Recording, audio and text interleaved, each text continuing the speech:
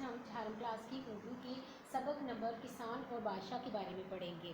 کسان اور بادشاہ کے بارے میں ریڈنگ آپ لوگ گھر پہ کریں گے، کیونکہ ہم لوگ آن لائن جو ہے وہ ریڈنگ نہیں کر سکتے، اور 4 کلاس ہے ماشاءاللہ سے آپ لوگ ریڈنگ کر بھی سکتے ہیں، لیکن بک میں آپ کو دکھا رہی ہوں، جیسے اس کی آپ کو میں اس کا تھوڑا سا سمری یعنی خلاصہ آپ کو بتا دیتی ہوں تاکہ آپ کو سمجھ آ جائے کہ کہانی میں کیا لکھا ہوا ہے۔ کسان اور بادشاہ جو ہے وہ کہانی ہے شیخ سعدی نے لکھی ہوئی ہے، اور جن کی بہت ہی مشہور کتاب گلستان اور بوستان سے لی گئی ہوئی ہے۔ اس میں ایک کسان اور ایک بادشاہ کے بارے میں بتایا گیا ہے کہ کسان جو ہے وہ جا رہا ہوتا ہے، راستے میں بارش ہوتی ہے، کیچڑ ہوتا ہے جنگل میں، اس کا جو گدھا ہوتا ہے وہ پھنس جاتا ہے کیچڑ میں، اور کیچڑ میں پھنسنے کی وجہ سے کسان جو ہے مشکل میں آ جاتا ہے، بہت کوشش کرتا ہے کہ اسے نکالے، لیکن وہ نکال نہیں سکتا۔ اور جب انسان اپنی کسی مجبوری میں یا کسی ناکامی میں ہوتا ہے یا کسی مصیبت میں ہوتا ہے، کوشش کرتا ہے کسی دوسرے کو الزام دے اور اپنے الزامات دوسروں پہ ٹھہرائے۔ اسی طرح کسان کرتا ہے، اور کیا کرتا ہے کہ وہ اپنے سب جاننے والوں کو، چاہے وہ دوست ہے چاہے وہ دشمن ہے، ان کو برا بھلا کہتا ہے، ایون کہ بادشاہ کو بھی نہیں چھوڑتا، کیونکہ بادشاہ جو ہوتا ہے وہ اس جنگل جو ہے وہ بادشاہ کی سلطنت میں آتا ہے، اور اسی اسلام میں جب وہ برا بھلا کہہ رہا ہوتا ہے تو بادشاہ ادھر سے آتا ہے، بادشاہ خود سنتا ہے کہ اس کو برا بھلا کہا جا رہا ہے، لیکن وہ جب بادشاہ کو دیکھتا ہے تو پریشان ہوتا ہے کہ اب میرے ساتھ کیا ہوگا۔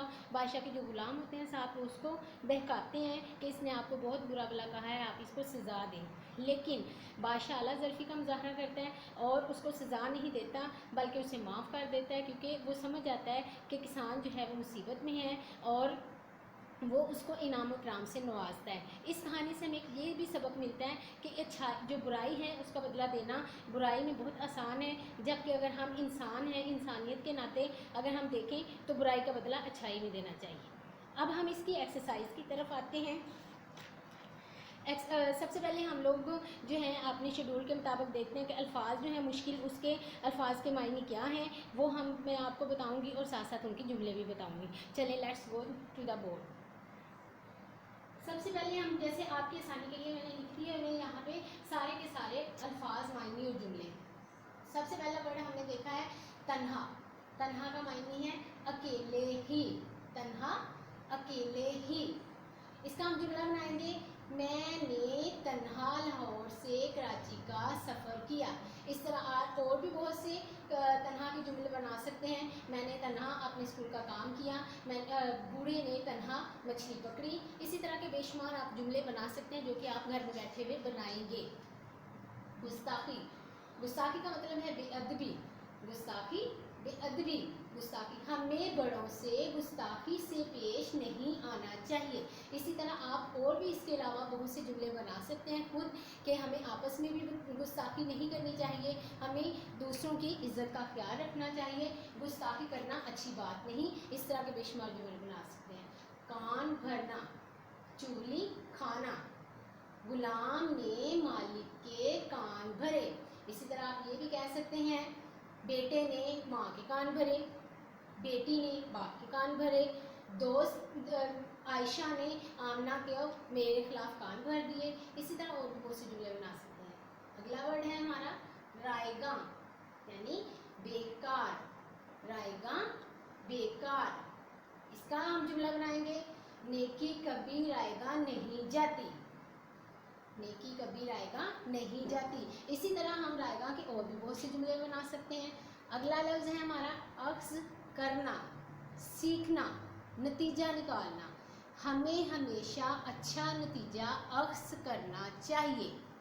اب آپ کو سمجھ آ گئی کہ الفاظ جو ہوتے ہیں ان کے اگر ہمیں معنی کی سمجھ آ جائے تو ہمیں جملے بنانا بہت آسان ہو جاتا ہے۔ اب آپ نے گھر میں بیٹھ کے الفاظ کے معنی کو ذہن میں رکھتے ہوئے بہت سے جملے خود بنانے ہیں، تاکہ آپ کے لیے ان کے الفاظ کے معنی آپ کے مائنڈ میں رہ جائیں۔ اب اگلا کوسچن ہم لوگ پیج نمبر 64 پہ ہے، وہ ہے توڑ کے جوڑ۔ توڑ کے جوڑ کیسے کریں گے؟ سب سے پہلے ورڈ دیا ہوا ہے ریلف را، حمزہ بڑھئے، گاف الف، نون گنا۔ اس کا توڑ ہے یہ، اور آگے ہم اس کا جوڑ بنائیں گے رائے گاں، رائے گاں۔ آگے جو ہمیں لفظ دیا ہوا ہے سلطنت، تو ورڈ کیا بنے گا؟ سلطنت، سلطنت۔ اسی طرح اگلا لفظ ہے تیرے تر، الف آ جیم میم، تراجم، تراجم، تراجم۔ آگے ہے گاف سین گس، تے الف تا، خیش چھوٹی ہے ہی، گستاخی، गुस्ताखी। आगे है तेनुन तन हेलिफा, तन्हा, तेनुन तन हेलिफा तन्हा। एक दफ़ा फिर पढ़ लेते हैं ताकि आपको तोड़ के जोड़ जो है आप लोग पढ़ेंगे तो आसानी से लिख भी सकेंगे।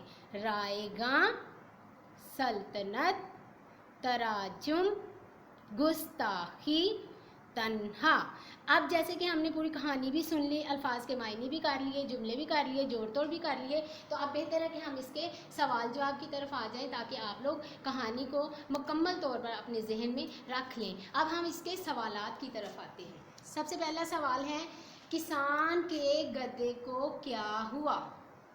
आप अपने माइंड में दोहराएं, किसान के गधे को क्या हुआ था? मैंने आपको पूरी स्टोरी में भी बताया है, जैसे कि किसान का गधा कीचड़ में फंस गया।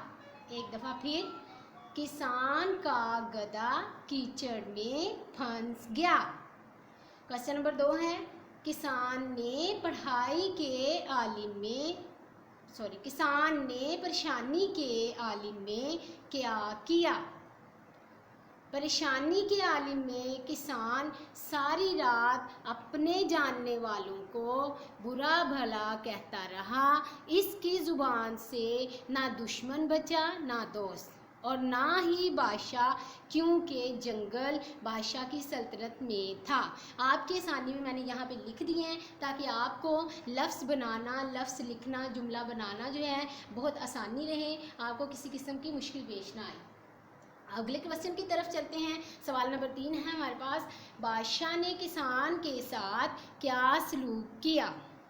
इसका जवाब है, जैसे कि मैंने आपको पहले भी बता दिया था कि बादशाह ने किसान को माफ़ कर दिया क्योंकि उसने उसकी हालत देखी, जिसको हम कुछ इस तरह से लिखेंगे, बादशाह को किसान की हालत पर रहम आ गया। उसने किसान की नामुनासिब बातों को माफ़ कर दिया और किसान को इनामो इकराम से नवाजा। समझ आ गई अब आपको? 3 क्वेश्चन हमारे हो गए। अब जो कि चौथा क्वेश्चन है उसकी तरफ आते हैं, जो कि हमारी कहानी का निचोड़ है। अगर हम इसको समझ जाएंगे और फिर देख लेंगे कि हमने कहानी से क्या नतीजा अख्ज़ किया और क्या सीखा। सवाल नंबर 4 है, इस हकायत से हमें क्या सबक मिलता है?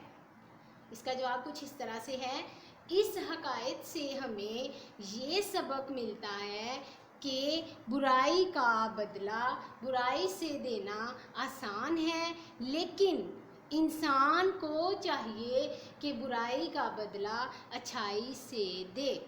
मेरे ख्याल में अब आपको इस पूरी की पूरी कहानी की समझ आ गई होगी कि कहानी में क्या था और कहानी को किस तरह से समझना है और कहानी का जो राइटर है वो हमें क्या मैसेज देना चाह रहा है। मेरे ख्याल में आपको सारी की सारी समझ आ गई है कि अल्फाज के जुमले कैसे बनाने हैं, उनके मायने क्या हैं, जोड़ तोड़ कैसे करने हैं हमने, और सवालात के जवाबात कैसे देने हैं। मेरे ख्याल में अब आपको चाहिए कि घर बैठ के इसको अच्छी तरह से समझें, पढ़ें और इसकी प्रैक्टिस करें।